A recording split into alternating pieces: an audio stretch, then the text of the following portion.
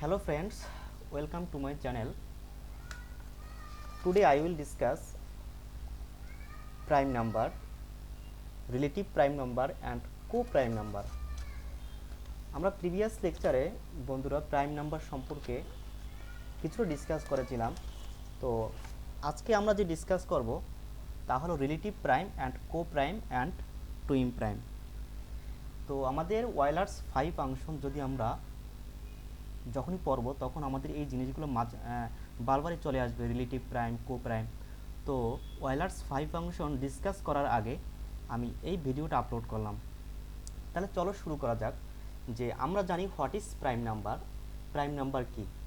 যে a number p is said to be prime if p greater than 1 and p has no positive divisors except 1 and p। অর্থাৎ একটা নাম্বারকে তখনই আমরা prime number বলবো যখন ওই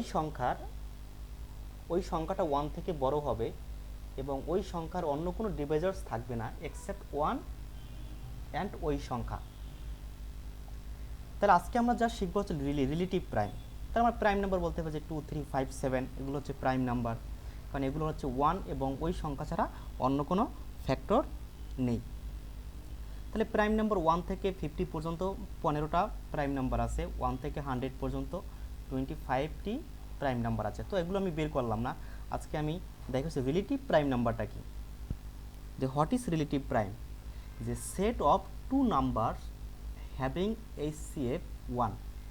অর্থাৎ আমরা যে কোনো দুইটা নাম্বার নিব, সেটা কম্পোজিট নাম্বার হইতে পারে, একটা প্রাইম নাম্বার হইতে পারে, অথবা দুইটা কম্পোজিট নাম্বার হইতে পারে। এটাই বলা হয়েছে যে set of two number having HCF 1, অর্থাৎ the highest common factor, that means GCD মানে গসাগু, তার গসাগু কী হবে? 1। তাহলে আমরা দেখি যে 4 একটা কম্পোজিট নাম্বার, 9 একটা কম্পোজিট নাম্বার, তাহলে এই দুইটার জিসিডি কি এখানে? 1।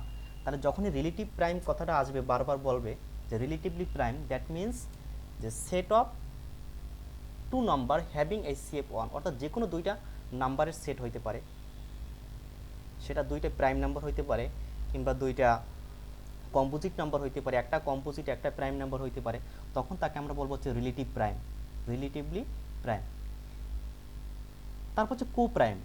কো প্রাইম হচ্ছে কি? যে set of any two prime number, অর্থাৎ যখনই আমরা কো প্রাইম বলবো তখন হচ্ছে set of any two prime number, অর্থাৎ দুইটা যদি মৌলিক নাম্বার HCF 1 হয় তখন তাকে আমরা বলবো কো প্রাইম। আর আমরা কো প্রাইম সাধারণত বলি যে দুইটা সংখ্যার মাঝে বা তিনটা সংখ্যা, চারটা সংখ্যার মাঝে যদি 1 ছাড়া অন্য কোনো সাধারণ গুণনীয়ক কমন না থাকে তখন তাকে আমরা বলি কো প্রাইম বা সহমৌলিক। এখানে আমরা দুইটা নাম্বার নিয়ে ডিসকাস করলাম, যে set of any two prime number having HCF 1। এখানে 3 একটা প্রাইম নাম্বার, 11 একটা প্রাইম নাম্বার, তাদের HCF হচ্ছে 1। 23 একটা প্রাইম নাম্বার, 97 তাদের HCF হচ্ছে 1। তাহলে এদেরকে আমরা বলবো কো প্রাইম আর রিলেটিভ প্রাইম। তাহলে আমরা বুঝতে পারছি যে what is relative prime and what is coprime. এরপর দেখি আমরা যে টুইন প্রাইম, যে set of any two prime number having difference 2, অর্থাৎ দুইটা প্রাইম নাম্বারের ডিফারেন্স যদি 2 হয় তখন তাদেরকে আমরা বলবো টুইন প্রাইম। যেমন 5, 6, 7 - 5, দ্যাট মিনস ডিফারেন্স 2, তাহলে আমরা বলতে পারবো এটা হচ্ছে কি? Twin prime.